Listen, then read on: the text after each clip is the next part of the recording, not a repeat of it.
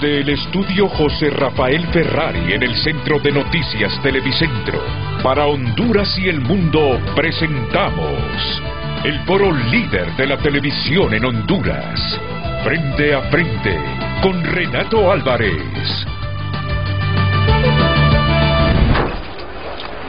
El tema del día es presentado por Cementos Ultracel.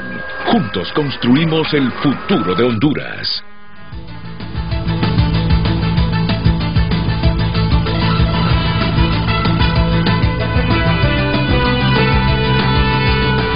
Buenos días, es un placer compartir con ustedes una nueva emisión de Frente a Frente esta mañana.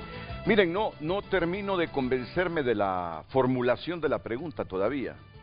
¿Qué democracia hemos construido desde 1981? Fue el retorno, ¿verdad?, a la fecha. Con la constituyente. Con la constituyente, correcto. ¿Qué beneficios nos ha traído la democracia desde 1981 a la fecha?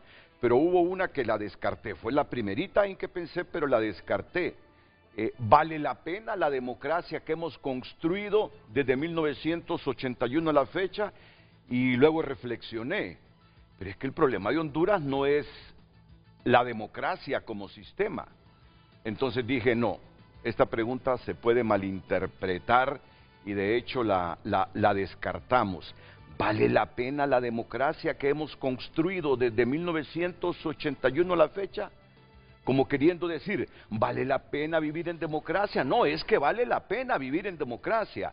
Que los resultados no sean los que nosotros idealizamos, esa es otra cosa. Pues sigo en la incertidumbre. ¿Y por qué he estado reflexionando sobre la pregunta esta mañana? Porque el viernes pasado la Fundación Internacional para Sistemas Electorales, IFES, presentó en la capital los resultados de una investigación denominada Estudio de Cultura Cívica y Convivencia en Honduras, construcción de una sociedad democrática, una tarea inconclusa. La investigación, que tomó 2 años, se llevó a cabo con el propósito de identificar las características de la cultura cívica de los hondureños y las hondureñas y sus patrones de convivencia. IFES, estoy hablando de la Fundación Internacional para Sistemas Electorales. ¿IFES es dependiente de quién? Es autónoma, es una ONG estadounidense. Es una ONG estadounidense. Pues IFES ofrece los hallazgos de la investigación como elementos que nutran la formulación de políticas públicas y estrategias de cooperación adecuadas a la realidad nacional y necesarias para el robustecimiento de un Estado democrático de derecho. Fíjense ustedes que este ha sido el primer estudio de su naturaleza que se realiza en Honduras. ¿De qué democracia hablamos? ¿Qué democracia se construyó? Por eso que pensé en la pregunta, comenzar por ahí, porque según el comunicado de IFES, estas interrogantes están en la base de los 10 capítulos que conforman esta investigación, en los cuales se resalta cómo se definen los hondureños y las hondureñas, qué les gusta y qué no les gusta, de qué se sienten orgullosos, qué ha pasado en los más de 40 años de construcción democrática, casi 44, de qué magnitud es el conocimiento y prácticas de los valores democráticos, qué percepción tienen los hondureños de la democracia, el futuro del país y sus expectativas personales, entre otros elementos que permiten identificar un país en donde la construcción de una sociedad democrática tiene deudas pendientes marcadas por la inequidad y la discriminación, entre otros factores. Para abordar esta temática, esta mañana estamos con el director residente de la Fundación Internacional para Sistemas Electorales, IFES, y coordinador del estudio Cultura y Cívica y Democrática en Honduras, don Marcelo Varela Eracheva. ¿Qué tal, don Marcelo? Bienvenido, buenos días. Buenos días, muchísimas gracias, Es un placer Renato. tenerlo. Igualmente, muchas gracias. ¿Satisfecho con el trabajo? ¿Mucho? ¿Plenamente satisfecho? Estamos empezando. Estamos empezando. Doña Julieta Castellanos, bienvenida. Doña Julieta Castellanos es investigadora principal del estudio Cultura Cívica y Democrática de Honduras. Y Telma Mejía, la periodista Telma Mejía, es la investigadora adjunto del estudio Cultura Cívica y Democrática. Telma, bienvenida, buenos días. Gracias, Renato, buenos días. Y don Filadelfo Martínez, hoy en Frente a Frente como analista social y político. ¿Qué tal, Filadelfo? Buen día, mucho gusto, Renato, un placer estar aquí con ustedes. Y veo que nos castigaron porque yo también tuve que pensar y estudiar todo el fin de semana para prepararme con el programa. Yo admito que yo solo leí estas 2 hojas, ¿ves? 2, bueno. 3 hojas. Lo demás te pero, desveló. pero Filadelfo tuvo que leer toda la investigación. Tuvo que leer toda la investigación y un poquito más todavía. O sea que no hubo fin de semana para ti, Filadelfo. Pero quítale el tubo, son cosas que a mí me apasiona leer. Ah, bueno, entonces estuviste en tu propio mar, nadando. Así es, muy bien. Pero voy a dejar a don Marcelo Varela Eracheva que nos explique brevemente por qué este estudio, cuál es el objetivo de este estudio, qué se pretende con este estudio en la coyuntura política que tenemos y en los resultados de la democracia que hemos obtenido a partir del regreso a ella en 1981. Marcelo. Muchísimas gracias, Renato. Primero déjeme contarle de manera anecdótica que la primera vez que yo vine a Honduras por razones de trabajo fue para las elecciones de 1989. Y desde entonces he venido dándole seguimiento a la política y a la sociedad hondureña, unas veces más de cerca, unas veces un poquito más de lejos, pero ahora en enero voy a cumplir 3 años de estar aquí y de estar observando la sociedad y la dinámica sociopolíticas en el país. Cuando empezamos a pensar en este estudio con doña Julieta y con Telma y con los miembros del Consejo Consultivo, tuvimos una reunión en la que yo les conté esto. Le digo, mire, discúlpenme, pero les voy a hacer un planteamiento. Desde 1989 a 2023, que era cuando estábamos discutiendo esto, yo no noto ningún cambio en la forma de hacer política en Honduras. Y uno de los miembros del Consejo Consultivo me interrumpe y yo dije, ya me sacaron, ya me voy, ¿verdad? Porque fue una impertinencia. Y me dice, no, Marcelo, perdone, la sociedad está detenida en el tiempo. Y entonces pensando, bueno, estamos en un proceso que lleva 40 años, un poco más de 40 años de construcción democrática, y la forma de hacer política y la forma de relacionarse las personas parece no haber cambiado. ¿Qué pasa? La cultura. Y la cultura no es más, digamos, no es solamente un conjunto de valores y de principios que alabamos, que admiramos, sino que determinan nuestra forma de ser y de comportarnos diariamente. Y fue cuando dijimos, estudiémoslo, a ver, pero de abajo hacia arriba, no de arriba hacia abajo, porque hay algunos estudios que se han hecho con base en encuestas de opinión pública. Entonces se hace la encuesta y los expertos desde arriba hacen su interpretación y dicen, no, preguntémosle a la gente, preguntémosle a la gente. Y organizamos 30 grupos focales en los 18 departamentos y 62 entrevistas especializadas. Ahora, lo importante aquí es que lo que se ha recabado, lo que se ha descubierto, no lo dice un extranjero que viene a Honduras con todo el cariño y con todo el respeto. Lo dijeron los hondureños y las hondureñas. Y la investigación la condujeron doña Julieta y Telma. Entonces es un estudio conducido por hondureñas para Honduras, con el auspicio nuestro.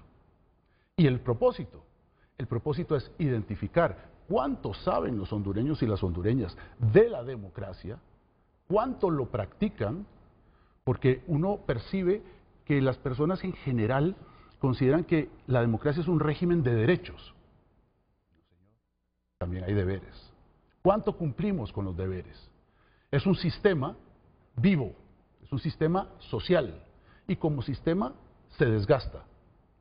Y tenemos el ejemplo en el mundo y en el hemisferio de que hay una erosión democrática, hay una regresión democrática. ¿Cuánto hemos invertido en darle mantenimiento al sistema? ¿Cuánto invertimos en construir demócratas? Una de las integrantes del Consejo Consultivo, Flavia Freidenberg, nos dice, no puede haber democracia sin demócratas. ¿Está el Estado formando demócratas? ¿El sistema educativo formando demócratas? Y ya estos temas nos los compartirán doña Julieta y Telma, que lo extrajeron de estas reuniones que hicimos, los grupos focales, las entrevistas y muchas largas horas de reflexión. No, pero yo impresionado porque así es que me gusta que me hablen los invitados, sin pelos en la lengua. Esa reflexión suya cuando se reúne con ellas y con todos los grupos y les dice, yo anhelo un trabajo en el que investiguemos por qué esta democracia de Honduras no da resultados. Cuando usted emitió esa expresión hace algunos segundos, vino en 1989, a quien elegimos Rafael Leonardo. a don Rafael Leonardo Callejas. Cuando usted viene, ya teníamos varios años de democracia, desde el retorno que comienza con una asamblea constituyente que redacta la nueva constitución de la República, la que tenemos vigente, y dice, no veo resultados. Yo creo que ha habido un proceso de regresión todavía más agudo que el que teníamos en 1989. Por eso me impactó, me impresionó y dije, el señor Marcelo Varela Eracheva no tiene pelos en la lengua. Y al final concluye de que él cree que la democracia de Honduras se ha detenido en el tiempo. Y llegan también a otro proyecto de conclusión, que posiblemente todos nosotros, los hondureños como tales, no determinados grupos, seamos responsables de los pocos resultados que tiene nuestra democracia. Así lo he interpretado. Yo soy abusivo para interpretar y apenas tengo 3, 4 minutos de estarlo escuchando. Puedo estar equivocado, pero quienes me van a sacar de mi equivocación en todo caso, porque queremos interpretar conjuntamente los resultados de este estudio de cultura cívica y convivencia en Honduras, son todos los 4 panelistas de hoy.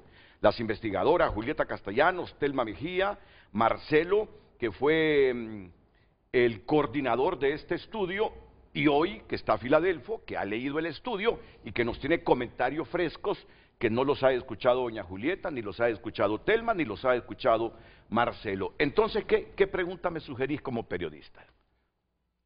Pues yo creo que es como, si este estudio es si nos reconocemos nosotros los hondureños dentro de él, qué democracia hemos construido, ¿verdad? ¿Y qué tipo de democracia hemos construido? Este es un estudio que nos pone a los hondureños frente al espejo. Ok, ¿qué pregunta me sugiere doña Julieta?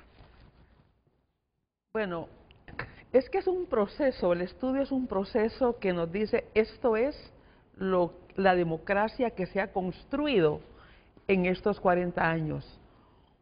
¿Por qué? ¿Por qué tenemos estos resultados?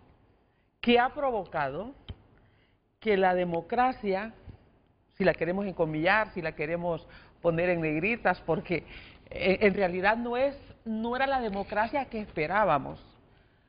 Mi generación, igual Filadelfo, que en los años 70 decíamos el retorno a la democracia, no esperábamos que 44 años después tuviéramos los resultados. Ahí hay responsabilidades, hay causas, hay formas de hacer política, hay cultura política que se ha expresado en decisiones de Estado, en formas de enfrentar los problemas. O sea, cómo las dirigencias políticas resolvían, cómo se ponían de acuerdo, cómo trataban de frenar avances. Entonces, en esta democracia de estos 44 años, ¿qué pasó? Y el estudio nos dice eso, por eso es una lectura bastante amplia, que además, cuando diseñamos la metodología, dijimos, vamos a comenzar por los grupos focales, oyendo a la gente, y después construimos las preguntas para hacerlas a las 62 personas que entrevistamos, donde habían políticos, funcionarios, exfuncionarios, dirigentes sociales, personas de las dirigencias sociales que ya están fuera, están jubilados. Digamos, entrevistamos básicamente 3 generaciones y ahí les preguntábamos por qué ha pasado esto. O sea, no partimos de supuestos nuestros, sino de lo que escucharon en los grupos focales. O sea, la democracia que construimos es la democracia que queremos. Si lo puedes ver ahí. Estoy pensando, no, me está sirviendo lo que me está diciendo y ya va a ampliar, doña Julieta, ya va a ampliar. ¿Tú qué pregunta me sugiere, Filadelfo? Yo más apuntado con lo último, ¿cómo movemos el carro hacia adelante? Porque las otras preguntas es condenar, satanizar el pasado. Y yo quiero ver hacia adelante cómo hacemos para construir una verdadera democracia. Pero a mí me gusta más el ganchito de autocrítica y crítica. De autocrítica y crítica. Con el deseo de que esto nos sirva para reflexionar y que todos seamos capaces de ver con otros ojos, como dice Polache, nuestra democracia, rectificando los errores, los excesos, las omisiones. Pero me ayuda lo que estás diciendo. Marcelo. Sí, una reflexión para aportar. Con una de las preguntas de los grupos focales, quizás la primera que hicimos, yo tuve la oportunidad de participar en uno de ellos, con jóvenes en la zona norte. Y les dijimos, cuéntenos, ¿qué les pasa a ustedes por la cabeza cuando oyen democracia? Un silencio lapidario en la mesa.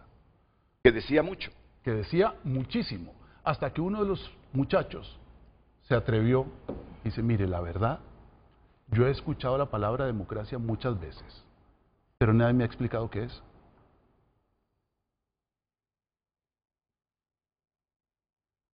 Y una chica se anima y dice, yo oigo democracia y estoy en la luna. Entonces, ¿a qué nos lleva eso? Que cuando se hacen las encuestas de opinión pública, todo el mundo opina, pero no necesariamente sabe de lo que está opinando. Cuando le dice, ¿usted cree en la democracia? Lo políticamente correcto es decir, claro que sí creo. ¿Usted la apoya? Sí, claro que la apoyo. ¿Está satisfecho? No, no estoy satisfecho porque no ha dado resultados. ¿Pero sabe lo que es la democracia? Tampoco. Ya, ese es uno de los temas que nos llevó a ir profundizando en cuánto estamos educando sobre democracia, cuánto estamos haciendo, y perdone que use la primera del plural, pero tengo 3 años ya de estar aquí, cuando ya me he mimetizado, pero ¿qué estamos haciendo para formar demócratas? Que entiendan cuál es la estructura del Estado, que por qué hay una estructura republicana. ¿Qué significó pasar del feudalismo de las monarquías a una república? La separación de poderes, cosas que uno da, en algunos casos, por sentado. Pero resulta que cuando uno le pregunta a la gente no sabe. Solo déjenme entonces 2 minutos para divulgar la pregunta oficial de frente a frente, ninguna de las 3. Descartemos las 3 que dije yo. Estamos puliéndolas, ya la vamos a definir. Pero es que me interesa, cuando usted dijo que la gente no respondió a la pregunta, ¿qué es la democracia? Pero más que todo los más jóvenes. Los más jóvenes. Los más jóvenes. Los más jóvenes. Y yo mismo dije... Uno dijo que democracia lo que sabía era que era un partido que sí se llamaba. Había escuchado hablar de democracia cristiana. Y si yo le pido a Filadelfo Martínez en 30 segundos que me defina el concepto democracia, Filadelfo.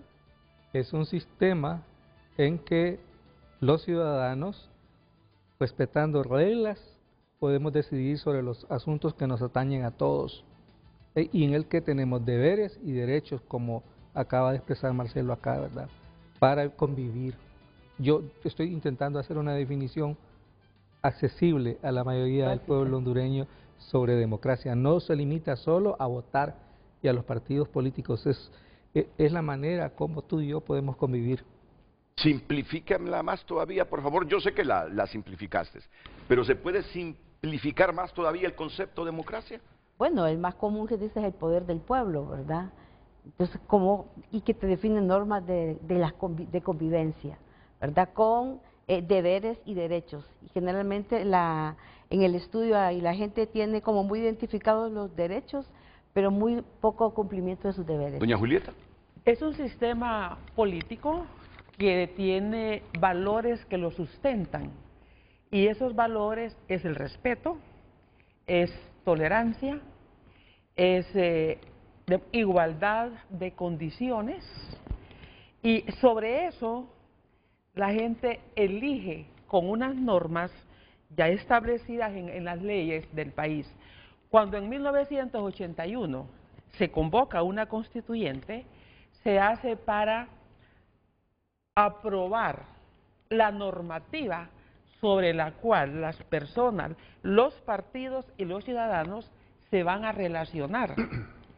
Y precisamente el estudio arranca preguntando, ¿Sabe usted lo que es la Constitución de la República?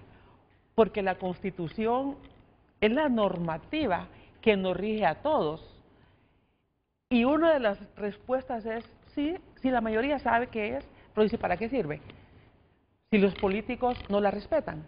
Entonces, de ahí comienza a darse cuenta que el concepto de igualdad, que es uno de ellos, no es igualdad económica la que se está hablando, es la igualdad ante la justicia. Todos somos iguales, todos tenemos derechos, todos tenemos los mismos deberes.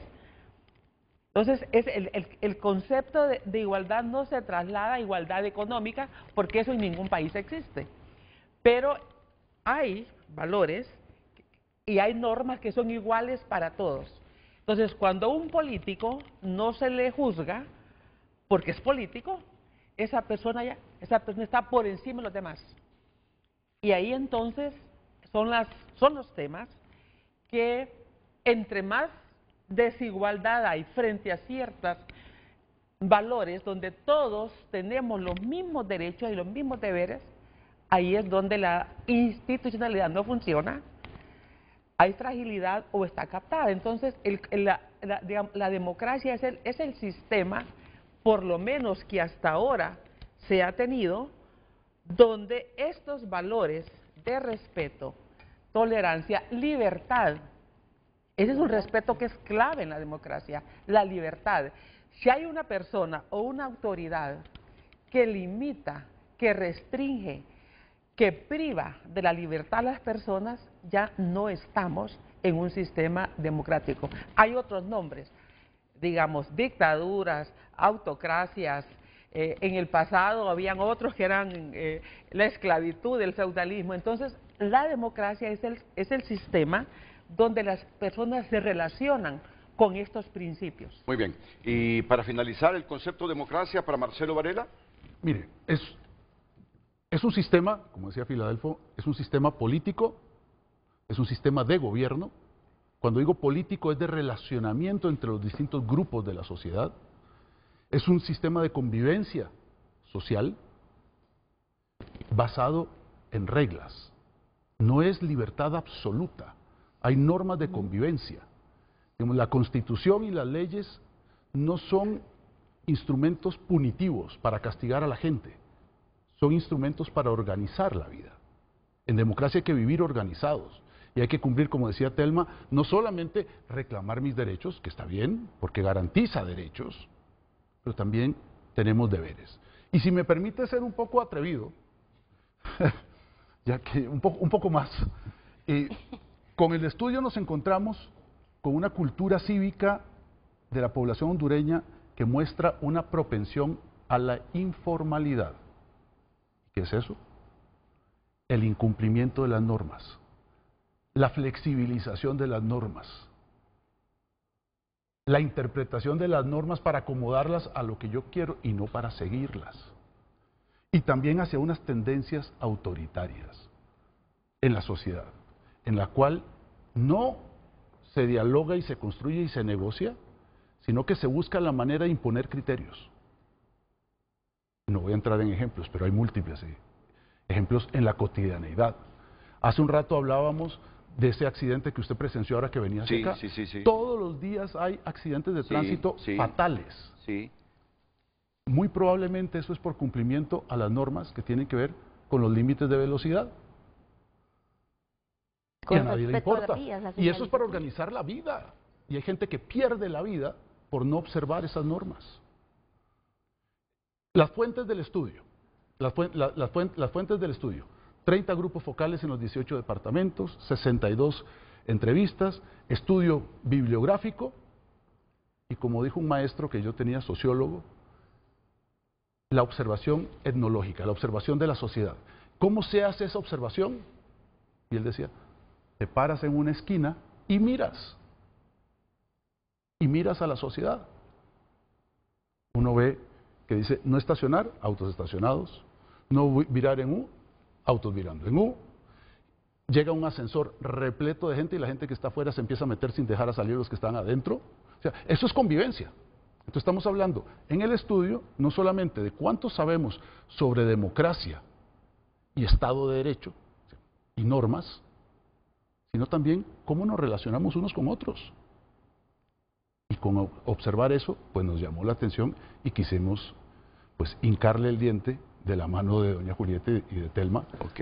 Miren, lo que yo les he entendido es que no solo señalemos que los partidos históricos tradicionales, los dos que conocemos, el tercero que se ha sumado a la competencia electoral del país, y todos los otros que se han formado, que existieron, los que se han formado en las últimas décadas son los responsables de la democracia que tenemos hoy. Es decir, yo entiendo, y aquí fue donde, no sé si te escuché bien, Marcelo, o no te interpreté correctamente, que tú dijiste en tu primera participación que los resultados de la democracia que tenemos hoy y que no nos alegra a ningún hondureño, todos somos corresponsables de ello.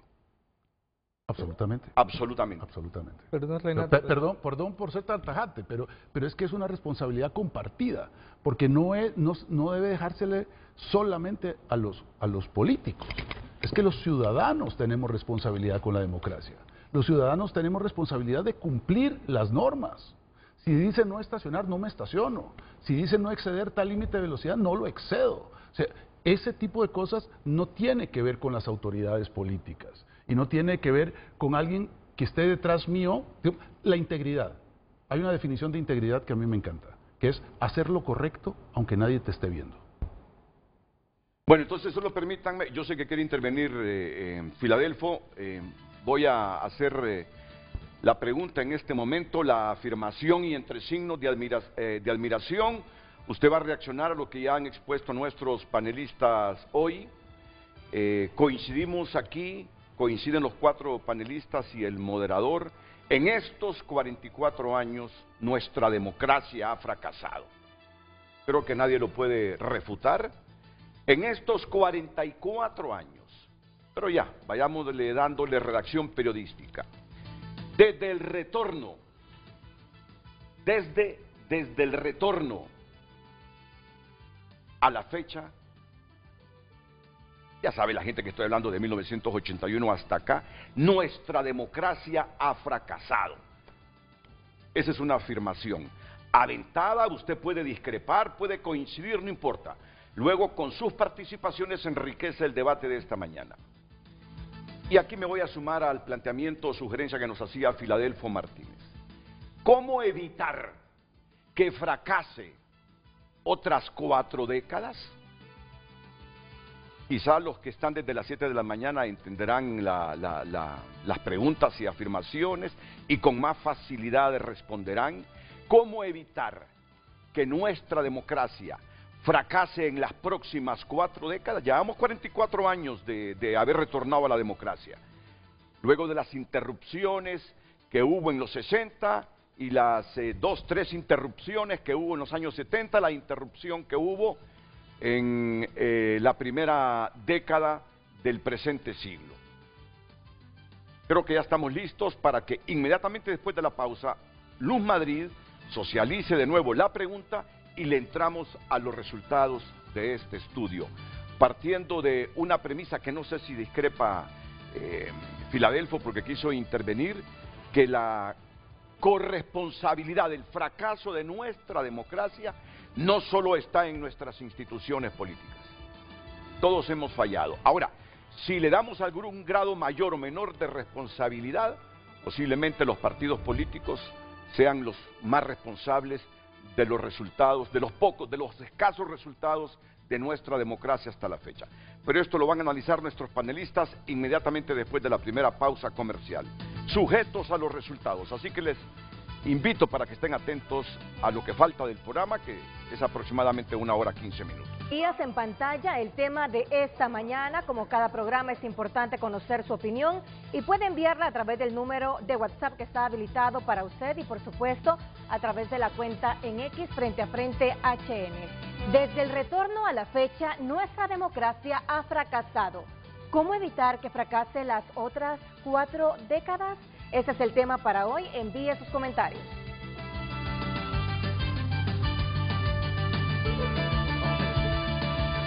Título: desde el retorno a la fecha. Ok, pero es válido. ¿Desde cuál retorno? ¿Cuál fue? Y antes de los golpes de Estado de los 70, ¿cuál fue el momento democrático del país? La elección de Ramón Ernesto Cruz. La elección de Ramón Ernesto Cruz. Entonces, desde el retorno a la fecha, es decir, al presente, nuestra democracia ha fracasado. ¿Cómo evitar que fracase otras 4 décadas más? Así. ¿Cómo evitar que fracase otras 4 décadas más? El estudio se hace para que seamos capaces de ver dónde están las debilidades de nuestra democracia y por qué nuestra democracia no nos ha dado el resultado ni ha generado las expectativas que todos teníamos cuando en el 81 elegimos una constituyente. No queremos que siga fracasando la democracia. Entonces, por favor, producción, desde el retorno a la fecha nuestra democracia ha fracasado. Irrefutable, irreversible, yo creo que coincidimos todos. ¿Cómo evitar que fracase otras 4 décadas más? Comencemos entonces, por favor, Julieta. Bueno, yo creo que una de las cosas que fue clave en el estudio, cuando revisamos la historia del siglo XX en el país, y nos preguntamos, ¿y a qué democracia estábamos pidiendo retornar? Si el siglo XX específicamente había sido un siglo de dictaduras, de golpes militares, e inclusive entre 1948, que es la primera elección cuando se elige a Juan Manuel Gálvez, solo se eligieron 3 presidentes por voto directo: Juan Manuel Gálvez, don Ramón Villa Morales y don Ramón Ernesto Cruz. Ninguno de los 3 presidentes terminó su periodo. Uno porque renunció y supuestamente o lo hicieron renunciar, dijo que por salud salía del cargo, y los otros 2 por golpes de Estado.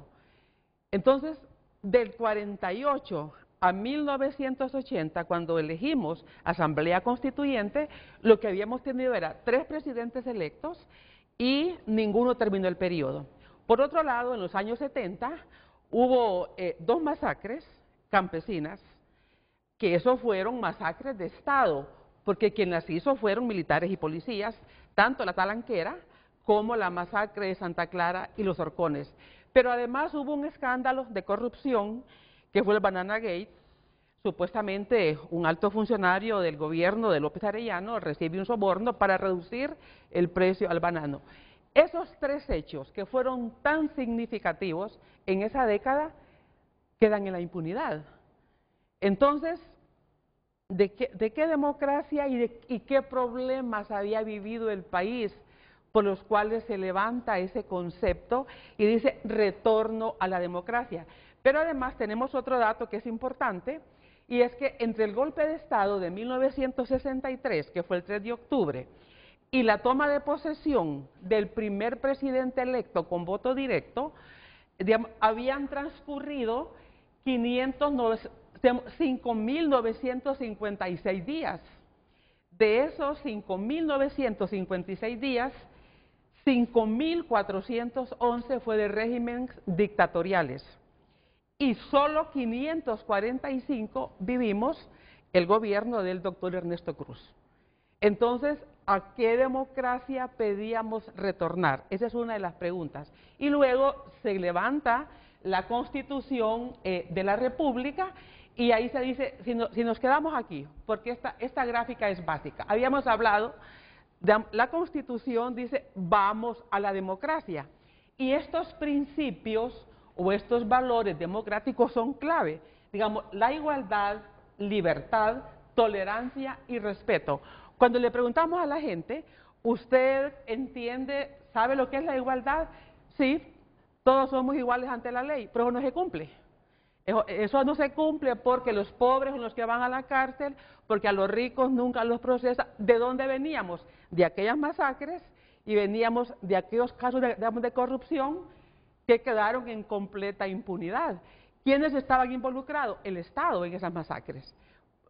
Inclusive hubo comisiones de investigación, hubo personas que guardaron prisión, vino el primer régimen, la constituyente, y da un indulto.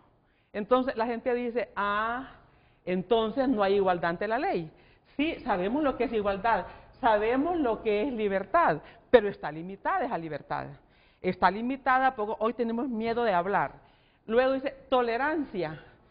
Sí, si saben lo que es tolerancia, que es otro valor democrático, es respetarnos, es respetar al que es de otro partido, es respetar al que es de otra religión. Pero también se desvirtúa el concepto, porque dice tolerancia es aguantar, porque lo que no puedo cambiar, mejor lo aguanto. Digamos, y eso es en la vida política y también es en la vida cotidiana. Si un vecino me tira las aguas de su casa o la basura de su casa, yo puedo decirle una vez, pero si él no reacciona y me insulta, yo aguanto, yo tolero. Ahí vamos a la parte de convivencia ciudadana, que también se ve afectada por esa falta de respeto.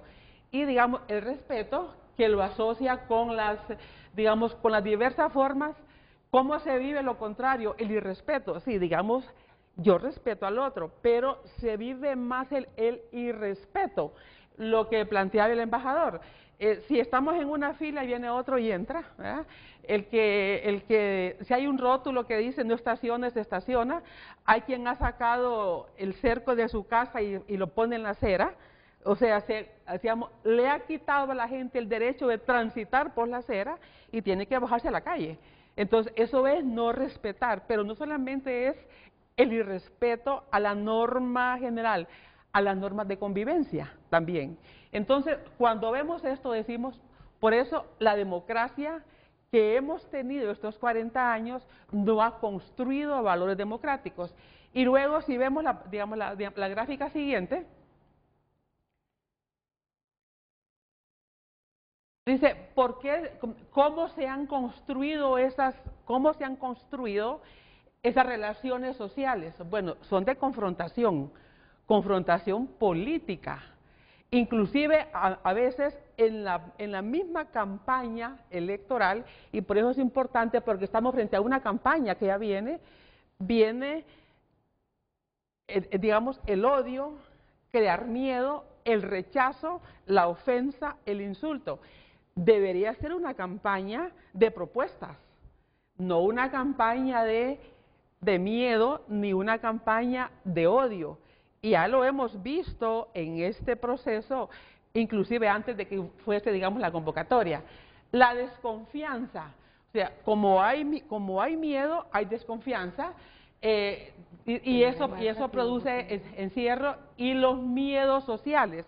Eso fue bien importante cuando fuimos descubriendo a qué le tienen miedo. Es que es una sociedad que le tiene miedo a todo. Y no solamente esta generación, las anteriores generaciones. Cuando entrevistamos gente mayor de 80 años, 75, digamos 60, ellos oyeron hablar de la Guardia del Cariato, de la Policía Montada, del Cabo Cantonal, los años 70, el miedo a la policía, el miedo. Entonces todo eso hace que esa construcción de los miedos sociales, los miedos políticos, hace que la gente se retraiga, no hable, mejor tolere, guarde silencio, se enclaustre. Si vemos la que sigue y la otra. La siguiente es la que sigue. La que sigue porque es más específica. La otra. Pasemos a la siguiente, por favor. Ahí.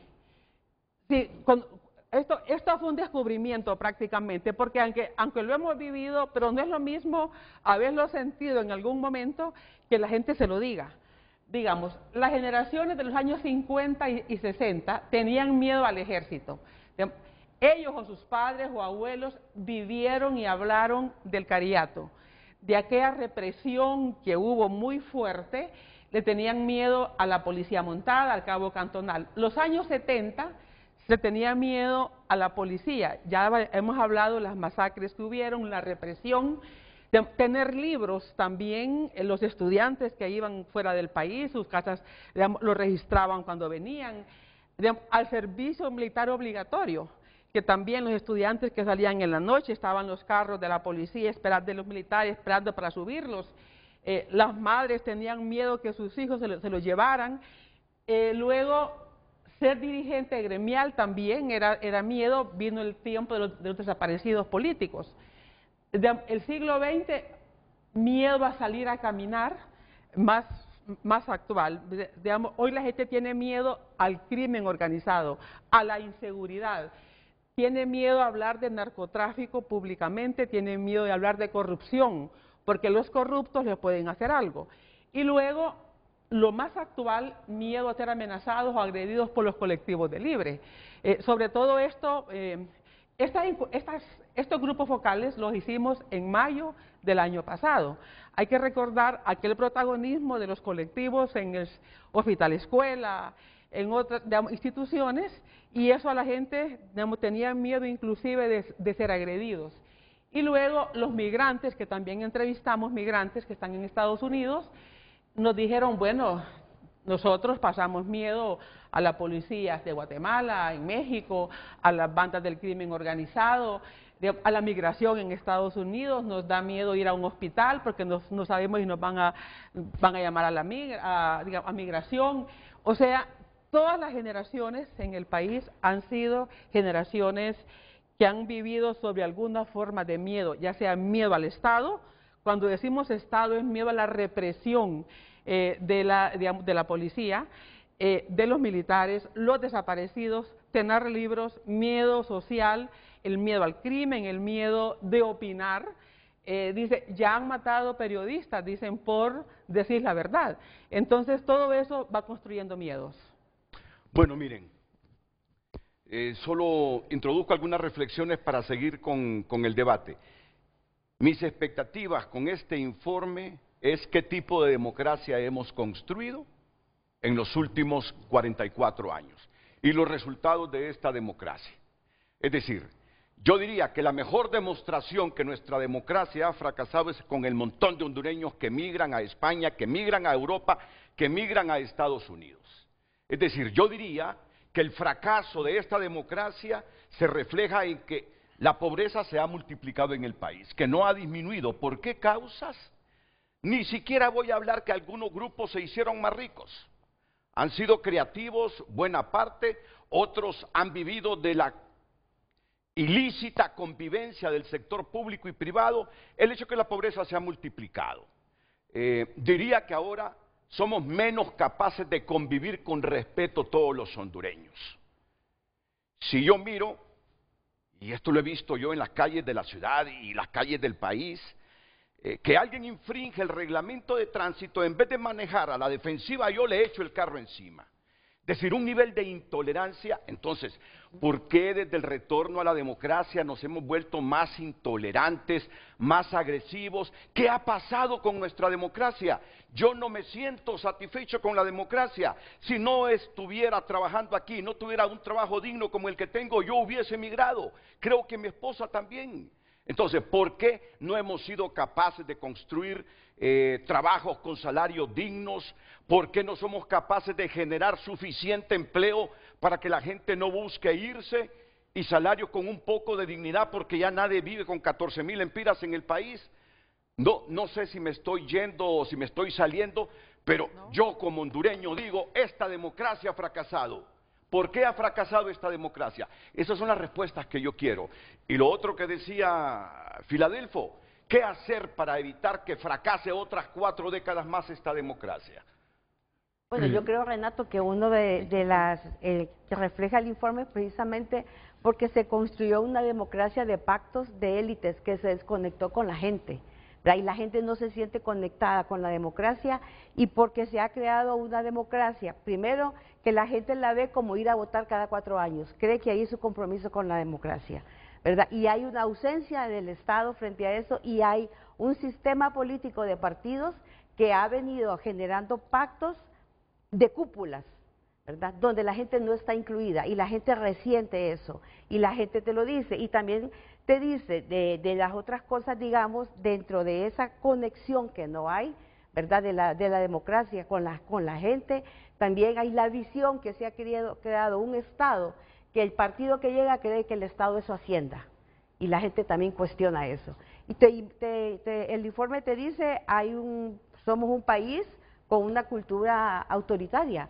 y esa cultura autoritaria y algo la ves reflejada en todos estos miedos generacionales que se han ido construyendo, ¿verdad? Y que vos sentís temor y la gente ahora piensa, dice, para hablar o para decir. ¿Y qué va a decir frente al político y al cacique local que existe? O sea, no nos han dado las respuestas los partidos políticos, ¿verdad? Ni nosotros como ciudadanos, porque ha habido, como dice Julieta, en el caso del valor de la tolerancia, una cultura de amansamiento, de docilidad. De tolerancia lo vemos como el valor de aguantar, de callar. Y más adelante vamos a ver entonces lo que vos decís, ¿verdad? Los hondureños se quieren ir. ¿De qué hablan los hondureños? La mayoría hablan de eso, de irse. Escuchando a Julieta, no está en el estudio, pero me doy cuenta de que esto que llamamos democracia, pero por ejemplo en el siglo pasado, es el periodo más largo de toda la historia del siglo XX en que tuvimos gobiernos electos, porque el gobierno de Videla Morales fue efímero, el de Monchito Cruz mucho más. Pero es interesante, y aquí me estoy acordando porque Monchito Cruz llega en gran medida por el resultado de un pacto, era un gobierno que no funcionaba, todos estuvimos literalmente de acuerdo con el golpe, con la medida antidemocrática. No ocurrió eso con el gobierno de Videla Morales y no ocurre en el 2009. Es interesante, pero fíjate que, digamos, una cosa que para mí es positiva con el golpe de 2009 es que una buena parte de la población sale en defensa de esta democracia que no nos funciona, pero que al final aceptamos como un sistema mucho mejor que los gobiernos militares. Para mí este es un aspecto positivo que hay que tomar en cuenta a la hora de evaluar todo, porque en este siglo tenemos ese breve espacio de tiempo en que hay un gobierno que surge de un golpe de Estado, pero por lo demás y tenemos un gobierno que es ilegal como el de Juan Orlando Hernández con su reelección. Es interesante, fíjate, que hablando de elecciones, los partidos políticos han construido un sistema que no satisface a nada y, repitiendo lo que tú dijiste en un programa anterior, lo que buena parte de la población está consciente es que hay que defender la democracia porque, aunque hemos fracasado en reducir la pobreza, probablemente para la mayoría de los hondureños en democracia sea mucho más fácil que en gobiernos autoritarios y de dictadura. Creo que aquí hay elementos positivos a la hora de ver hacia adelante con el tema de la democracia, ¿verdad? Es decir, el gran reto aquí es cómo hacemos que los liderazgos políticos entiendan que, y yo quiero aquí darle continuidad a esta idea que Marcelo expresó, finalmente es un sistema de garantías.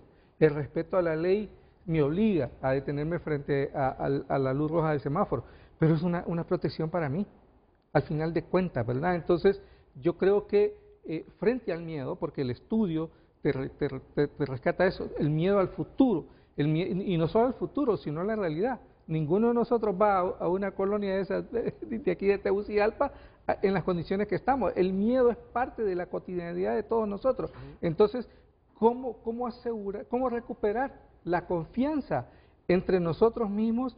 Es un tema realmente que el estudio, como dice Marcelo, da el primer paso, pero hace falta avanzar más en este tema. Lo que quiero decir entonces es que el reto aquí es, primero, no despotricar contra la democracia, no satanizar las elecciones, que tienen muchas debilidades, sino realmente, y respondiéndome yo la pregunta, es cómo hacemos para que esto funcione en el marco de los principios elementales que tú nos hiciste al inicio del programa sobre qué es la democracia. Bueno, pero a mí me gusta tener cuidado en eso, en que la gente entienda que nosotros no estamos hablando mal del sistema como tal. Así es. Sí. Cuidadito. A mí si me ponen a elegir como ciudadano de Honduras qué sistema prefiero en mi país, la democracia, la democracia. Ahora, la pregunta mía de todos los días es ¿por qué la democracia en Honduras es como las asociaciones público-privadas que en muchos países dan resultado y generan riqueza y en Honduras fracasaron? ¿Por qué la democracia como sistema ha sido incapaz? no el sistema o quienes dirigen la democracia, nuestra institucionalidad, de reducir la pobreza, de mejorar nuestras condiciones. Mira nuestra democracia en qué ha caído. Yo no sé si el Narria Fura es corrupto o no es corrupto, pero está siendo imputado en este momento uno de los precandidatos de los partidos históricos del país por actos de corrupción. ¿Qué está diciendo Narria Fura? Los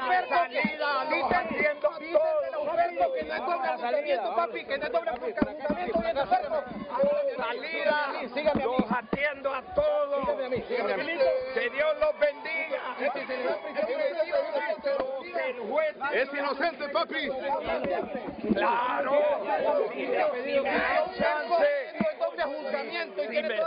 Si me dan chance, ahí les voy a dar la entrevista. Ojo. Bien, súper. Pasemos.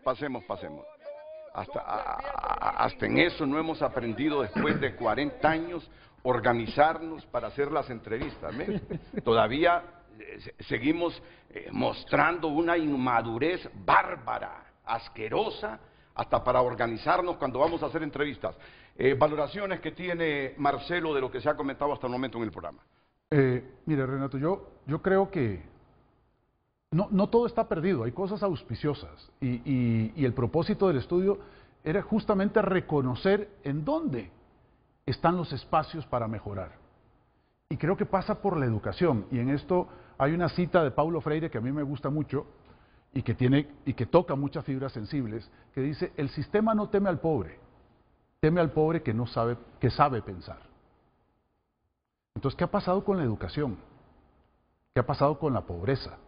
O sea, el sistema es como es, porque no estamos criticando la democracia, y en eso coincido, no estamos criticando el sistema democrático como concepto. Que la democracia es lo que es hoy aquí, lo que hemos hecho de ella. Entonces, ¿qué tenemos que hacer para mejorarla? Es educar en los valores democráticos, es apostar al relevo generacional. Los 44 años desde el 81 a la fecha, o del 80 a la fecha, son 2 generaciones completas. Son 22 y 22. ¿Y qué es lo que sucede? Que nos encontramos, perdónenme por el atrevimiento de nuevo, pero nos encontramos nuevas generaciones haciendo política vieja, reproduciendo un modelo, una manera de hacer. Y hay una cita que utilizamos el viernes en la presentación pública del estudio de la novela Conversación en la Catedral de Vargas Llosa de 1969, en la cual Bermúdez le pregunta ¿qué es lo que ha pasado? Y le dice: teniente, es que aquí las personas cambian pero las cosas no. 1969, Perú. Y creo que hemos vivido más o menos lo mismo. Cambian las personas, pero las cosas no. Cambian las personas, pero no la manera de hacer. Ahora, otra afirmación un poco osada, pero el sistema es como es por diseño. A alguien le funciona. A alguien le funciona el sistema así como está. Y un poco lo que decía Telma. Es una democracia en la que, bueno, se han beneficiado algunos grupos. Usted mismo lo decía, Renato, algunos grupos. Entonces uno tendría incluso la tentación, la inclinación a decir: es una autocracia de grupos. Han administrado el país en beneficio propio. ¿Quién ha estado ausente? Gente. Los 7 u 8 de cada 10 hondureños que son pobres. Perdón por eso, pero... Mire, sinceramente, no tiene que pedirnos perdón. Si el programa no durara hasta las 9, yo me quedo con esa expresión y con esa conclusión. Esta es una autocracia de grupos. Son los que más se benefician de nuestra democracia.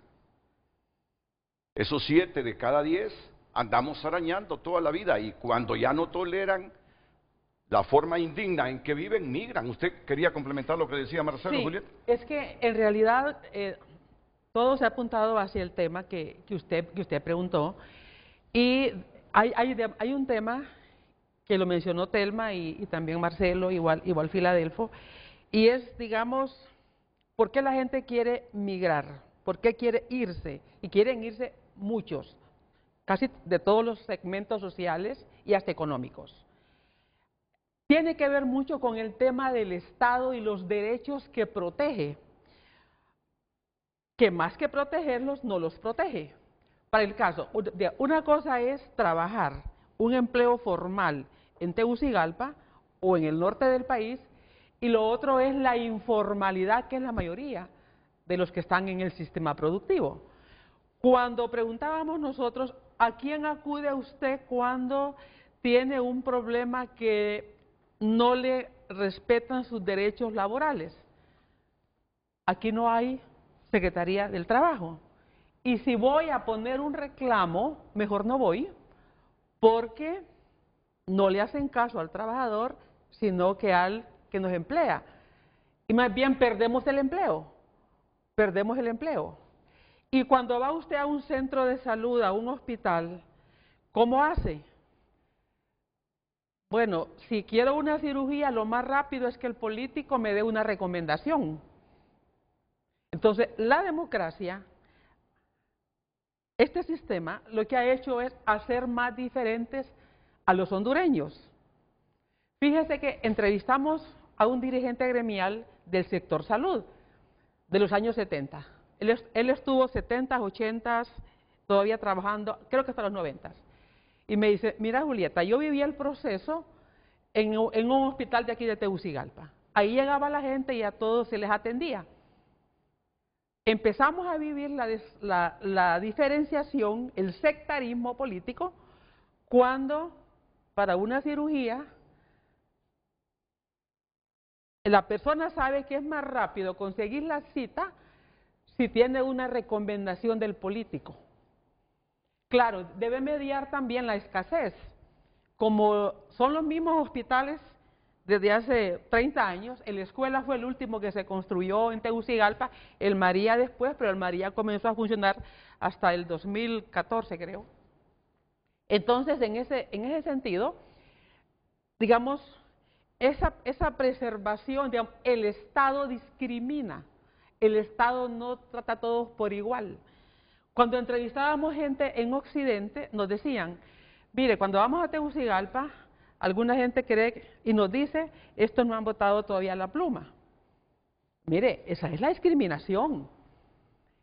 La desigualdad no solamente es una desigualdad económica, porque ni en ningún país hay igualdad económica, en ninguno, ni nunca la ha habido, pero el hecho es que esa persona tiene igualdad de derechos.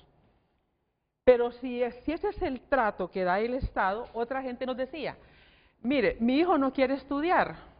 Y me dice, mamá, ¿para qué voy a estudiar si mi hermano es perito mercantil y lo que hace es cortar una carga de leña y ponerse en la carretera a venderla? Mi hijo gana más, me dijo una madre, cortando 2 cargas de leña y poniéndose en la carretera que lo que le pagaban en un trabajo formal. Entonces los otros dicen, ¿y para qué voy a estudiar, mamá? Si mira a mi hermano. Entonces la migración, que fue la pregunta que usted generó, tiene que ver con una cantidad de razones que también salen, tiene que ver con miedo a las bandas que le reclutan a los jóvenes en los barrios, tiene que ver con que les quitan la casa. ¿Dónde está el Estado? ¿Dónde está el Estado que sabe que les quitan las viviendas en esas colonias y no hace nada? Entonces, ¿somos responsables todos de la democracia? Sí, pero tiene un gran peso la institucionalidad. Por eso es que el Estado, lo que decía Telma, la gente siente que esta democracia no ha hecho posible que la persona acuda al Estado porque el Estado no resuelve. Y eso se lo dice en la encuesta. Ok, mire, le voy a poner una pregunta fácil porque yo sé que esto da para tener toda la semana un programa de frente a frente y durante 2 horas. ¿Y por qué otras democracias aquí bien cercanas a la nuestra han funcionado y mucho mejor que la de Honduras? El viernes pasado aquí tuve a un ex canciller de Costa Rica que fue ministro del Ambiente, que estuvo trabajando con Laura Chinchilla, la primera mujer presidente de Costa Rica. Así, para ir simplificando las cuestiones, no porque queramos ser simples en el análisis, sino para ir resumiendo todo, ¿por qué aquí cerca de Honduras, geográficamente, hay una democracia que funciona mejor que la nuestra? ¿Dónde está el talón de Aquiles o los talones de Aquiles de esta democracia, nuestra manera de resumen, para luego ir a la pausa? Hasta las 11 tenemos, ¿verdad? No, yo sé que no es fácil, pero ¿dónde está el talón de Aquiles? Y eso les da a ustedes, no sé, la transición para sacar más de la información que tiene este estudio. Mira, hay que apelar a la historia porque en el caso de Costa Rica, acuérdate que hay un acuerdo de las élites después de una guerra interna en Costa Rica muy difícil, que hace que los liderazgos se pongan de acuerdo y construyen un sistema. Entonces la respuesta podría ser, ¿qué nos falta? ¿Hasta dónde tenemos que llegar para que las élites se den cuenta de que tenemos que tener un pacto a favor de la democracia? Yo creo que el tema es que mientras existan unas élites que se benefician de esa democracia, no va a haber posibilidades. Y en los países donde ha funcionado la democracia es porque, aunque ha habido élites que se benefician, hay también en la sociedad, en los pobres, como decía Marcelo, esa conciencia de reclamar. Y entonces ahí sí viene el tema de que lo aborda el estudio. ¿Hasta dónde hemos ganado nosotros con ser aguantadores, ¿verdad? Con ser sumisos? El problema de la sumisión, y aquí hay varios factores. Ok, Filadelfo, Marcelo, tú decías algo, que probablemente algunos se estén beneficiando de esta democracia estilo Honduras que tenemos. Tú lo dijiste hace algunos minutos. Así es. Y hablaste de grupos de autocracias. Me imagino que te estaba refiriendo a grupos políticos y grupos económicos inclusive. Como hoy Marcelo ha venido con una actitud osada que a mí me parece es conveniente en una democracia como la nuestra, ¿cuál es tu percepción, Marcelo? ¿A quiénes realmente les está beneficiando esta democracia de los últimos 44 años en Honduras? Yo creo, a ver, por un lado creo que hay grupos políticos, grupos económicos, los militares en su momento y desgraciadamente el crimen internacional organizado. Y no olvides... Y están allá en la cúspide, siguiendo un poco lo que decía doña Julieta y Telma, en una dinámica de política transaccional. Toma y daca. Te apoyo a cambio de. Te ofrezco tal cosa para que me apoyes. O yo te ofrezco, o tú me ofreces. ¿Qué me ofreces y yo te apoyo? Ese tipo de cosas hace que esa dinámica entre esos cuatro grupos utilice toda la estructura del Estado y toda la riqueza del Estado en favor de los grupos. Y puede haber más, pero yo creo que las cuatro grandes categorías serían esas, y así ha funcionado. Ausente la población en general. Y entonces, ¿qué es lo que sucede? ¿Y hacia dónde deberíamos ir? Y montándonos un poco en lo que planteaba Filadelfo. La educación, la construcción de capital social. Yo he visto muchos de estos programas en los cuales se habla de la atracción de inversiones. Pero si el inversionista tiene que traer la mano de obra, ¿cómo va a venir? Porque ¿qué le estamos ofreciendo como país? ¿Qué nivel de escolaridad? El otro día hubo en el programa el coeficiente intelectual promedio. ¿Qué estamos haciendo? ¿Qué podemos ofrecer? Tenemos que invertirle a la educación. Por ejemplo, ciertamente no es una democracia, pero se levantó de la nada a ser uno de los tigres asiáticos, Singapur. Le metió el 35%, entre el 30 y el 35% del presupuesto a educación y a ciencia y tecnología. ¿Cuánto le ponemos nosotros en nuestros países a educación y ciencia y tecnología del presupuesto? A crear capital social, a decir, vamos allá, que la gente está formada. Que la gente... Entonces, hablamos de alfabetización y hay un concepto que no se utiliza, que es el analfabetismo funcional. Lo dice la UNESCO. La gente tiene un nivel de alfabetización que no le alcanza para mejorar su calidad de vida. Medio lee, medio escribe, medio hace aritmética. Y eso no es suficiente para mejorar y para llevar el país al desarrollo. Hay que apostarle a la educación y a construir capital social. Recapitulemos entonces. Mire, estaba leyendo este fin de semana las las elecciones que iban a haber en 1980. El Frente Patriótico Hondureño, que debe de recordarse bien Filadelfo, aspiraba a tener 4 diputados. Imagínense, 4 como de 65 creo que eran, ¿no? No se lo permitieron. Estaba leyendo que en ese Frente Patriótico, por Cortés, el candidato era Aníbal Delgado y lo capturaron. El candidato de Tegucigalpa, de Francisco Morazán, perdón, no recuerdo quién era, pero estoy tomando los nombres. El de Lloro, que era el otro, y de Copán. Entonces, las élites que se ponen de acuerdo siempre rechazaron que entraran otros grupos políticos a esa composición del grupo de poder. El grupo hegemónico de poder ya lo planteó Marcelo.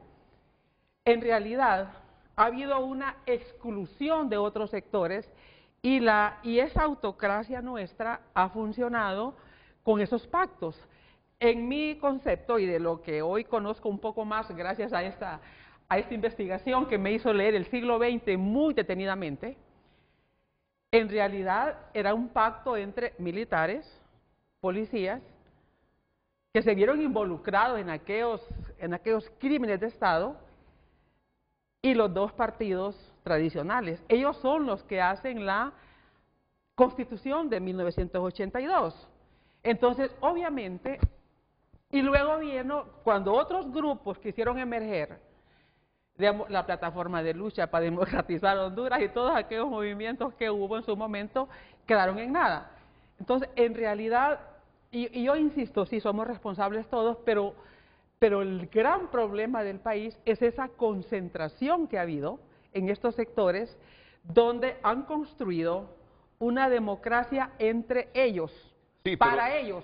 Pero después van corrompiendo a gremios, después van corrompiendo ONGs, después van corrompiendo... Y los cooptan. Correcto. Y los cooptan. Entonces, por supuesto que ya cuando no fue posible excluirlos, porque los acuerdos de paz en Centroamérica hacen que se cree el UDE y otros partidos que van aceptando, porque hay que recordar que en la primera elección ni siquiera la democracia cristiana permitieron que participara, porque no la inscribieron. Entonces, en realidad, todo eso hace la diferencia con otros países que usted mencionaba, digamos, Costa Rica. Yo viví en Costa Rica 2 años, cuando estudiaba. Y para ese tiempo ya las empleadas domésticas tenían horario para trabajar. Tenían horario y estaban aseguradas en el Seguro Social de Costa Rica. Le hablo 1978. Ya tenían seguridad social. Entonces, y vamos al tema de derechos. Y volvemos porque la gente se quiere ir. No tiene derechos. Entonces, los migrantes que están fuera, ¿cómo no van a quererse ir si aquí envejecen sin empleo, solos, sin seguridad social, y se van a otro país y sí tienen derechos? Bueno, mire, yo voy a recapitular porque después quiere intervenir Telma Mejía, lo mismo que Filadelfo Martínez. Si mi recapitulación no está de acuerdo con lo que ustedes han dicho, pues me pueden decir, Renato se equivocó en eso, pero comienzo con Marcelo, dice que aquí hay autocracias, que a alguna gente le va bien, que a alguna gente le fascina el modelo de democracia en Honduras, porque le va bien, aunque el resto se esté quejando de los resultados de la democracia. Y que esas autocracias pequeñas son las sumas de algunos grupos económicos, de los partidos políticos, de los militares, de las redes criminales. Así como funciona la democracia estilo Honduras, a estos grupos les va bien, aunque la mayor parte de hondureños esté insatisfecho. Luego estas autocracias pequeñas a las que le va bien, comienzan a cooptar gremios, a cooptar organismos de sociedad civil, que también en algún momento determinado les va bien dependiendo del partido político que está en el poder. Pero siempre la gran mayoría sigue quejándose de los pobres resultados. Y esos son los que el informe habla de aguantadores. Y cuando ya no aguantan, lo que hacen es migrar. O sea, estamos secuestrados. Y cuando vienen partidos que dicen, vamos a recomponer a Honduras, vamos a eliminar esas autocracias pequeñas, se vuelven ellos autócratas también. Totalmente. Yo así entiendo la interpretación que me está dando Marcelo, a no ser que Marcelo diga, no, en esto se equivocó Renato. Andamos en la misma línea de pensamiento. No, yo ando con usted. Telma quiere intervenir, Filadelfo quiere intervenir. Estamos hablando de este estudio de cultura democrática, civa y convivencia en Honduras, patrocinado por el IFE. Me dice Lucecita que hay bastantes participaciones del público. Y que vamos ahí. Ya estaremos con ellas. Después de la pausa, leemos mensajes y venimos contigo. Escribe un televidente, si la democracia es el poder del pueblo, este debe organizarse y comenzar desde su base social, a autodiagnosticarse para comenzar a conocer su entorno y a empoderarse de él desde su base y luego con toda la argumentación que posee, logrará hacer sentir todo su poder a todos los niveles del Estado. Democracia es la decisión que toma un pueblo para su destino, eligiendo a un grupo de personas, gobierno, para que lo lleve a cabo, y cuando la decisión del destino de un pueblo la toma un grupo de personas se llama dictadura, escribe ese televidente. Excelente exposición de la doctora Julieta Castellanos. Dios quiera que podamos cambiar Honduras para el bien de todos. Muchas bendiciones para todos. Escriben más mensajes. Buen día a todos, perdiendo el miedo, pero todos metiendo presos desde el gobierno del 2006 hasta la actualidad. Ejemplo, un expresidente juzgado por narcotráfico.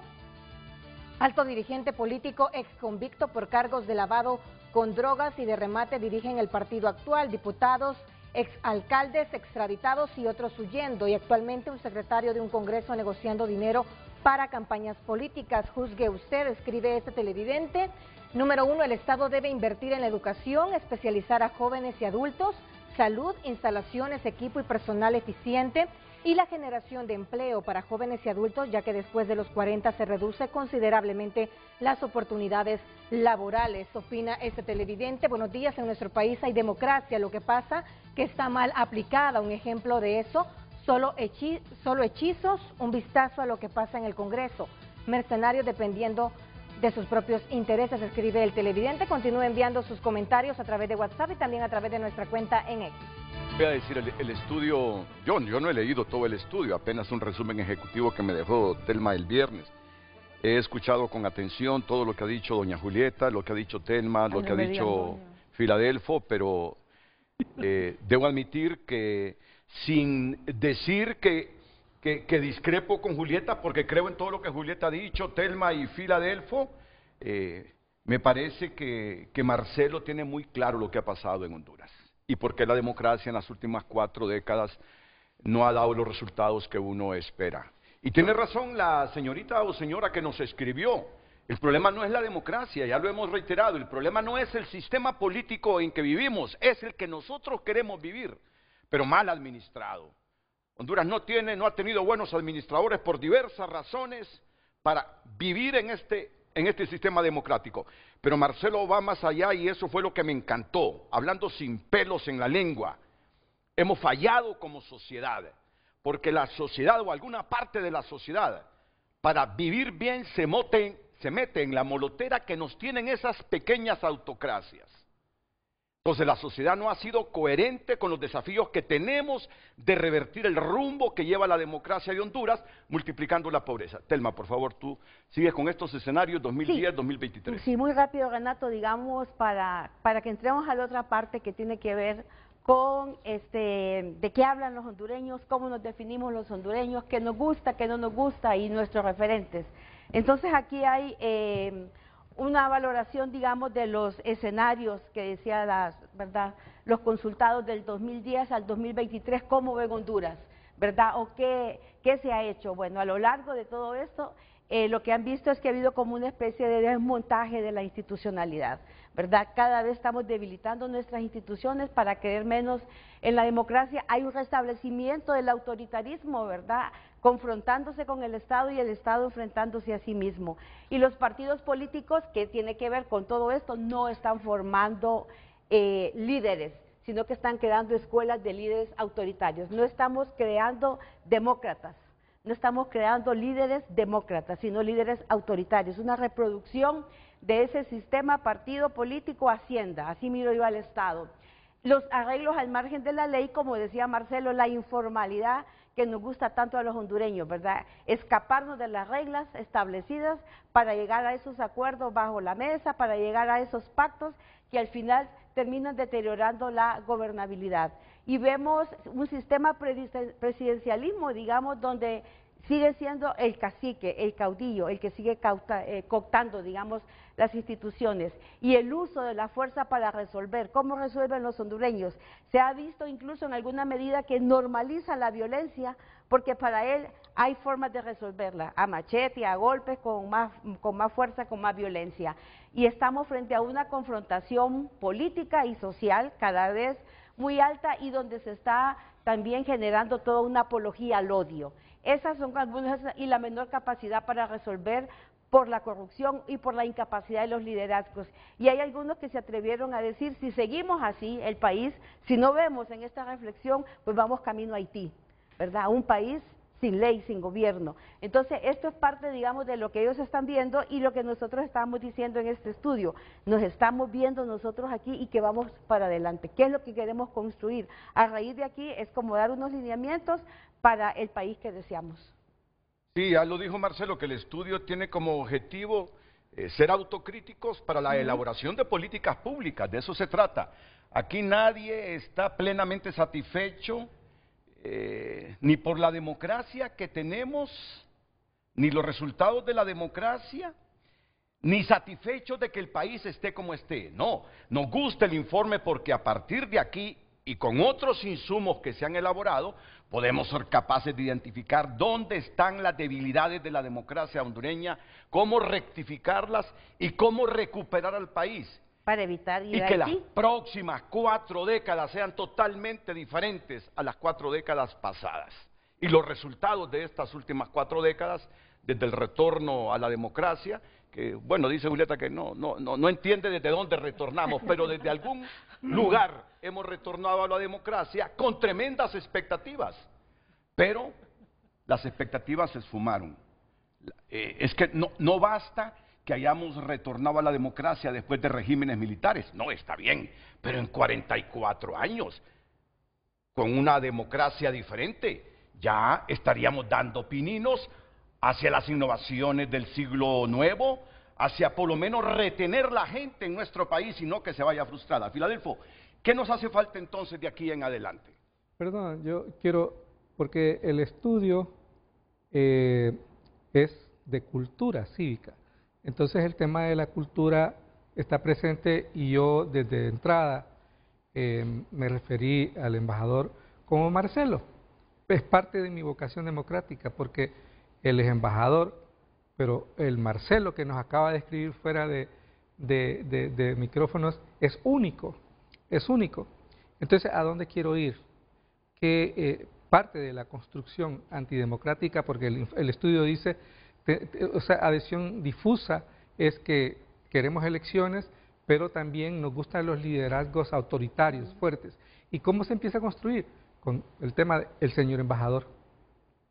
Con frases tan sencillas como esa, vos empezás a construir ese valor antidemocrático, es decir, te referís a una persona que es tremendamente humana con un título. Y Marcelo no se molestó por esto, pero yo participo en muchos sectores de la sociedad hondureña que si tú no le dices, ingeniero, licenciado a una persona, los taxistas me dicen abogado, y yo siempre, porque ustedes saben, a mí todo el mundo me dice Chepito, y yo les digo, es que ese soy yo. Entonces, para empezar a construir una cultura cívica democrática, tenemos que empezar por ahí, a deconstruir esos esquemas que justifican esos liderazgos autoritarios. Sin duda, las élites son las que más se benefician, pero las élites se aprovechan de esas debilidades que nosotros tenemos en el hogar. El estudio dice de que hablan las familias entre ellos, hablan del miedo, hablan de migración, hablan del futuro. Y entonces la gente está hablando del futuro, pero en esa adhesión difusa a la democracia, porque tenemos esa valoración de que retorno, como tú quieras, nos ha servido para muy poco, porque lo que hemos construido es una sociedad cada vez más excluyente, más diferenciada, ¿verdad? Los pobres aquí son más pobres, pero pasa por entender entonces que yo, diciéndole a una persona su nombre, que es lo mejor que tiene, no le estoy faltando respeto.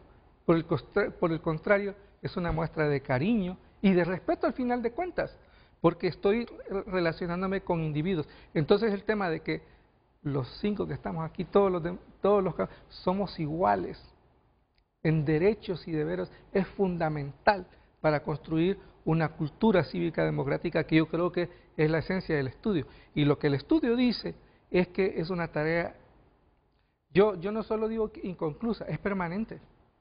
Es permanente, porque aún en las sociedades más democráticas, usted puso el ejemplo de Singapur, pero aún Singapur, una vez que lograron ciertos niveles de desarrollo, se dieron cuenta de que la democracia también es un factor elemental para asegurar la felicidad de los seres humanos. Porque ese es el tema esencial aquí. ¿Cómo hacemos para tener una convivencia feliz? Y eso pasa por respetarnos unos con otros. Y entonces aquí viene, es sistémico, y ese quizás es el gran reto, porque el sistema autoritario, este sistema que construyeron las élites, porque eso sí, ¿verdad? Yo creo que es construido. Para deconstruirlo hay que confrontar a estas élites, ¿verdad? Y aquí viene el tema, ¿verdad? Porque tenemos una sociedad polarizada, el estudio también habla, ¿verdad? De la organización de la sociedad.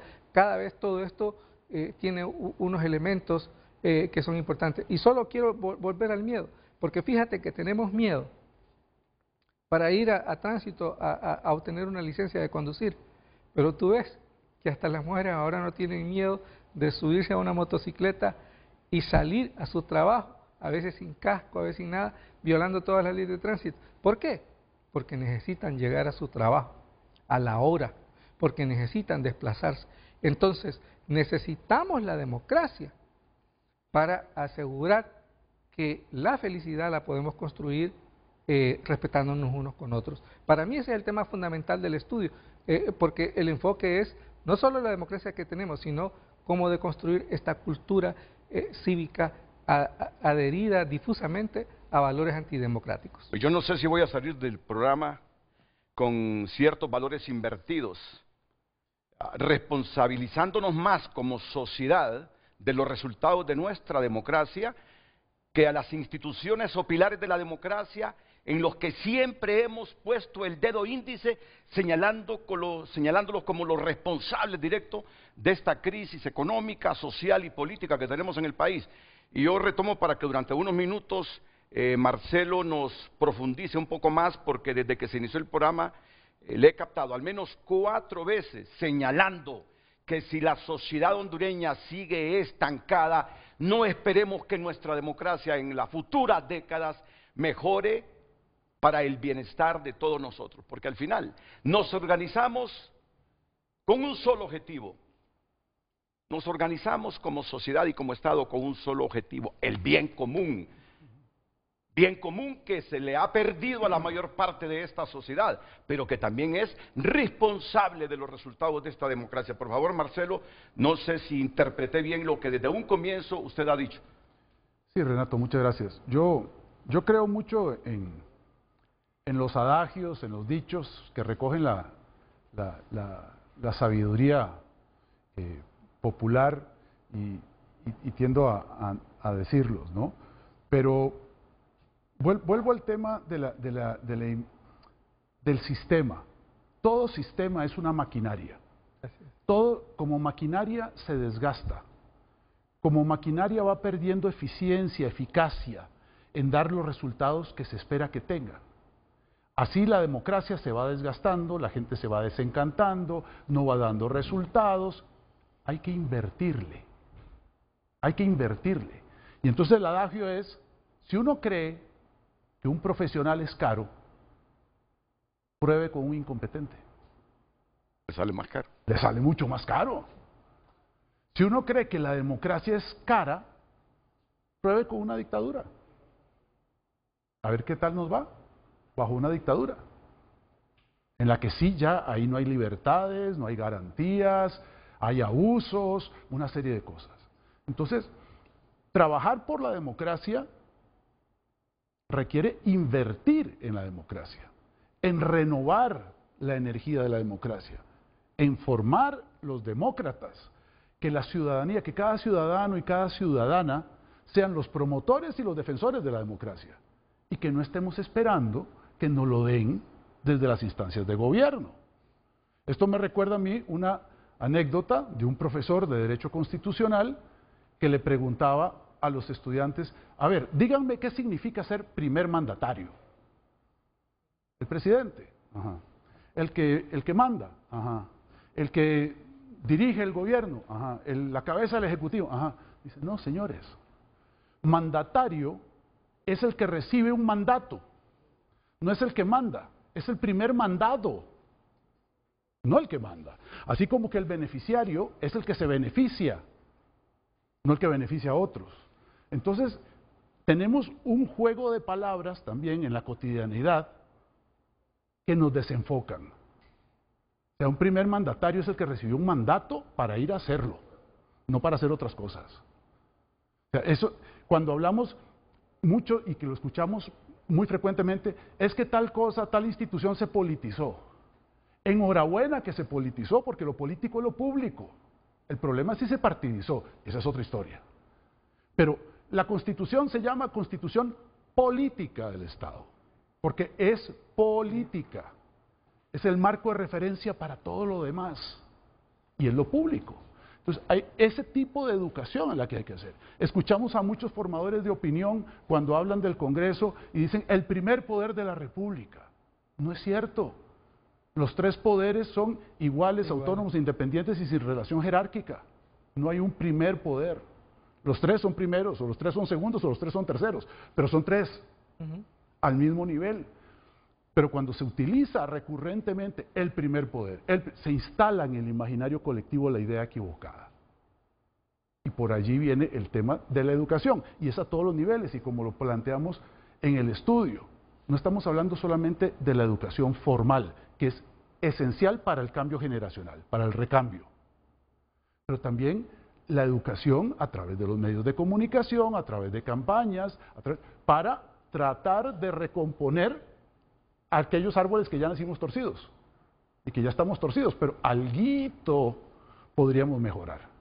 Pero tenemos que apostar al relevo generacional, pero tenemos que traer generaciones bien formadas, porque si no vamos a caer en lo que les decía hace un ratito. Tenemos sangre joven haciendo política vieja, y sangre joven haciendo política vieja perpetúa el modelo que queremos superar. Y por favor, ¿verdad? Como aquí hay alguna gente que interpreta las cosas a su estricta manera y beneficio, no vayan a creer que cuando Marcelo está diciendo hay que invertir en la democracia, crear nuevos liderazgos democráticos, ya escucho a alguno diciendo, ya ve que él está de acuerdo con la deuda política, porque aquí surgen partidos políticos para obtener fondos públicos, no con el deseo de alcanzar el poder para beneficiar a la gente. Vamos a la pausa, enseguida interviene la licenciada Julieta Castellanos. Atención. Producción que está en el teléfono, la ministra de Derechos Humanos, ya vamos con ella. Antes, algunos otros datos que revela este estudio patrocinado por el IFES. Bueno, una de las cosas es de qué habla la familia, habla de emigrar. Ese tema es transversal a todos los estratos sociales. Váyanse, si están estudiando afuera, quédense allá. Y el tema es la falta de empleo, la falta de derechos, la pobreza y el crimen. No se habla de política, no se habla de los derechos sexuales, sobre todo hay una brecha generacional muy grande, los derechos de la comunidad LGTBIQ+. Y luego también algo que nos impactó muchísimo es no hay referentes en el país. Cuando preguntamos Liderazgos. O personas que sean referentes. Personas que sean referentes históricos. Los referentes históricos se crearon en el siglo XIX. Forazán, el Empira, Cabañas, lo que aprendimos en la escuela en aquellos años. El siglo XX básicamente pasó y no se construyó ese referente de identidad, no hay orgullos. Eso muy doloroso porque es una sociedad que no ha construido ese es ese ideal que no ha construido esos referentes de a quién seguir, quién es un buen ejemplo en algo, sino que estamos hablando del siglo XIX. Y luego también en el tema ¿por qué migran? Los que se fueron hace 2 décadas o se fueron hace 25 años, sí quieren volver al país porque ellos dejaron un país diferente. Los que se acaban de ir no quieren volver, al menos tan rápidamente, porque se fueron huyendo del país. Una cosa es irse porque tienen oportunidades, mejores opciones, y otra cosa es porque no se puede vivir. Son dos conceptos, digamos, diferentes. Y la migración de hoy es porque sienten que no pueden vivir en el país, porque no hay seguridad, porque no hay empleo. Así que los temas de los que no se habla son básicamente esas diferencias generacionales. Bueno, hoy también inclusive del fútbol, que antes era un elemento que concitaba y que cohesionaba, hasta eso también es un elemento por la violencia en los estadios y por todos esos problemas. Pasemos a la otra gráfica, por favor. Bueno, esto tiene que ver, Renato, con los orgullos de los hondureños. También se les preguntó de qué están orgullosos y ellos dicen, bueno, del país que tenemos, que estamos en medio de los océanos, de la cultura, de la gastronomía, de la danza garífunas, ¿verdad? De la libertad de expresión que aún gozamos, y eso llamó la atención en algunos sectores, ¿verdad? Que se sientan todavía orgullosos de esa libertad de expresión limitada. Destacan tener localismo, poetas, escritores, hay quienes se sienten orgullosos de la propia actitud académica, especialmente en la zona de Occidente, porque salen bien calificados, del maíz, del tabaco, de las culturas, de los productos acuícolas, digamos.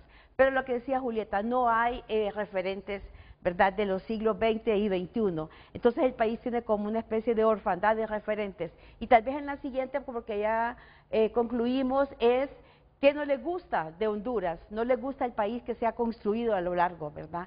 No les gusta el país con esos problemas económicos, no les gusta el país con la inseguridad y la violencia, con el crimen y la impunidad, no les gusta el mal desempeño de las instituciones, o sea, no les gusta lo que les está dando la institucionalidad. Los problemas de la política y los políticos tampoco les gustan. En la siguiente, Carlos. Y luego les vamos a decir si se le dictó auto de prisión, si quedó preso o no Tito Afura. Exacto. Ya le vamos a informar. Sí, la siguiente, porque ya estamos con esta, viendo un poco también cómo se definen los hondureños, ¿verdad? Y aquí hay como 3 categorías.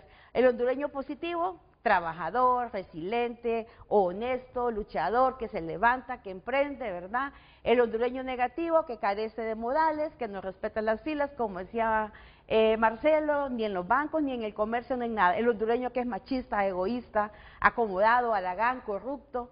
El hondureño que es desconfiado. Y otras definiciones dice el hondureño desocupado, que se divide entre los que buscan trabajo y los que mejor se van a trabajar a delinquir, y el hondureño que es lámpara, ¿verdad? Y que es indescifrable. Esas son como más o menos las definiciones que las categorías del hondureño, entre lo más positivo, lo más negativo, y el hondureño que dicen que es aculturizado, porque viene y toma de otras culturas que no son las propias. Damos lectura a sus mensajes a través de X. Roberto Díaz escribe, paradójico, ha habido más democracia en los gobiernos militares que en los civiles. En estos últimos se gobierna para un grupo reducido de políticos que solo buscan la reelección y llevar dinero a sus bolsillos. En los gobiernos militares se actúa en beneficio del pueblo. Walter escribe, la democracia como concepto jamás ha fallado. Lo que ha fallado son los políticos asignados a nutrirla y protegerla. La Constitución no vale nada, los dólares sí. Gracias por escribir sus comentarios. Sígalo haciendo a través de nuestro post en X. La secretaria de Estado en los despachos de Derechos Humanos, Angélica Álvarez, en comunicación con Frente a Frente. Ministra, adelante, buenos días. Buenos días, Renato. Saludos a toda la audiencia que mira su programa. He estado atenta, escuchando la discusión. Me preocupa un poco en lo que se ha convertido la ciencia por parte de algunos supuestos analistas. Han convertido la ciencia en pseudociencia y hablan de la democracia, pero democracia ¿para quiénes? ¿Al servicio de quiénes? Para las clases dominantes, a favor de las familias que no pagan impuestos, me pregunto yo. Mire, Renato, nuestro gobierno es el más democrático y legítimo de los últimos tiempos, eso hay que reconocerlo. Nació en las entrañas del pueblo hondureño, de los pobres, de los estudiantes, de los hijos de los obreros y campesinos. Esos estudiantes a quienes tanto odia y persiguió la señora Julieta Castellanos. ¿Sabe qué es miedo? Porque hablaban de miedo y desconfianza. Y le está hablando aquí una ex estudiante, dirigente del movimiento estudiantil universitario. ¿Sabe qué es miedo, Renato? Miedo es enfrentar a una rectora dictadora, violenta, que asesinó la autonomía de la universidad pública, que abrió las puertas a los militares y a los policías para reprimir a los estudiantes. En el tiempo de autocracia y dictadura de la señora Julieta Castellanos, se recuerda por la cantidad más grande de estudiantes criminalizados en toda la historia de nuestro país. Ni siquiera en los tiempos de la Guerra Fría y de las peores dictaduras que ha sufrido nuestro país, tanto reprimieron a los estudiantes como lo hizo la señora Julieta Castellanos.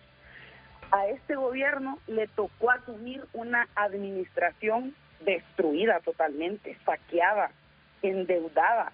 Heredamos la deuda pública más grande de toda la historia de Honduras. Yo creo que no ha leído nada, ¿verdad? Porque no se refiere a este gobierno. Cero credibilidad en la institucionalidad.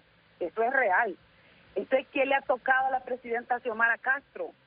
Reconstruir las bases del Estado. Estamos construyendo un Estado de derecho que cumpla con su responsabilidad y su rol.